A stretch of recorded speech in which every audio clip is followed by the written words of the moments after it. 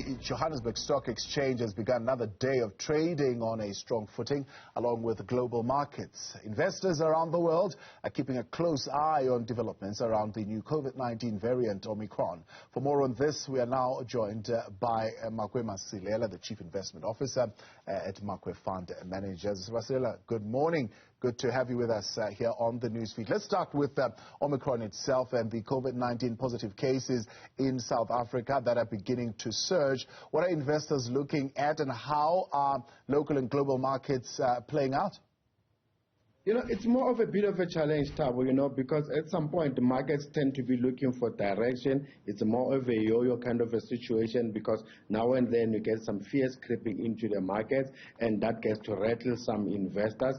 But now the question here is, we might not see the usual Santa Claus rally that we're used to, because we still need more information about this current variant. But what's consoling is that ever since we've been seeing the economies, we've been seeing the markets continue to strengthen, and that itself, Thabo, should be telling us that the markets or people who have got to a point where we are being able to live with this disease.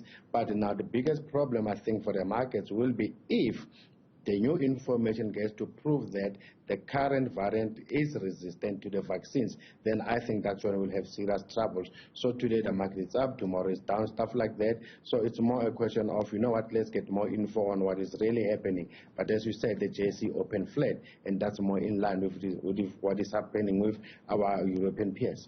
Let's look at the currency itself. I mean, the South African rand has had a turbulent past 3 weeks, but it seemed to have been notching up some gains over at least the last 2 days. Are you surprised by its performance overnight?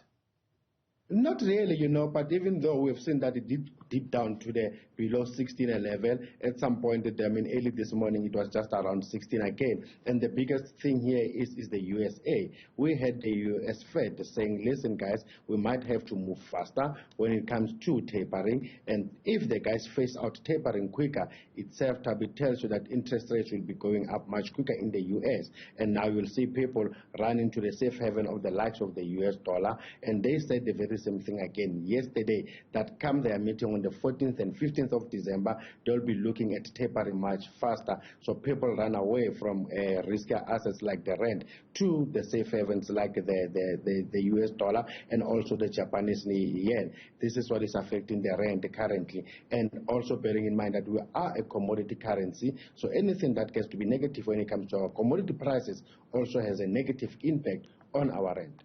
What would be the knock-on impact then, or implication of a stronger rand at this point? A stronger rand will work for us, but remember that we are a net importer, so it means whatever comes into the country is not inflationary, other than the opposite if the rand is much weaker. But I think instead of having a debate about a weaker or a stronger rand, one will need more of a stable currency. And, of course, what are the risks that still remain as far as the currency is concerned? I mean, we've seen a little bit of a knee-jerk reaction to Omicron. Is that continuing to remain a threat? Definitely, for the fact that we're the first ones to announce that we managed to discover it. So people are looking at the impact that will have in our economy. Remember, already people started by having some bans when it comes to our travel. We don't know what's going to be happening in the next coming few days when the president gets to address us again. But ordinarily, Thabo, during this time of the year, our economy is not that active other than the tourism industry, because factories, mining companies, they tend to close. So it doesn't have to have that serious impact when it comes to the economy general, but just worried about the tourism industry that has been struggling. Just as we thought Stekeniko was on a road to recovery, there's been more delays to the business rescue process. What's behind this?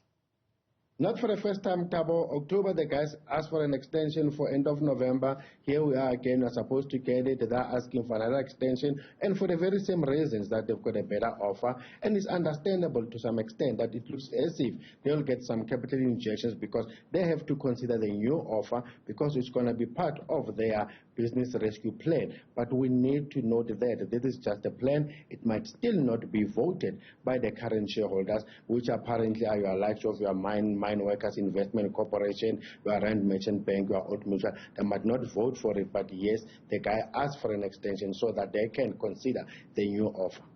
Of course, the oil price, big news, especially with South Africa seeing that big jump. It's now 75 cents per litre, not the 81 that was initially reported. However, OPEC is meeting once again today to decide, together with its allies, whether to keep the current moderate monthly increase in oil production. What could this meeting bring out? Very important meeting because Omicron did what that the U.S.-led release of reserves failed to do, because that's the one that managed to crash the prices. So the question is, if the variant continues and tends to be severe, and we have some restrictions when it comes to travel, people closing the economies, then that itself, it tells you that there won't be demand out there. So that being the case, if there's no good demand, energy demand out there, why should you as a producer continue to increase supply? So they have to consider that. Remember, as from August, they say the guys started increasing their production by 400,000 barrels per day. So we want to see whether come January will they pause or will they continue to pump up almost that 400,000 barrels per day. Mr. Makwe, good catching up this morning. Thank you very much for joining us here on the Newsfeed.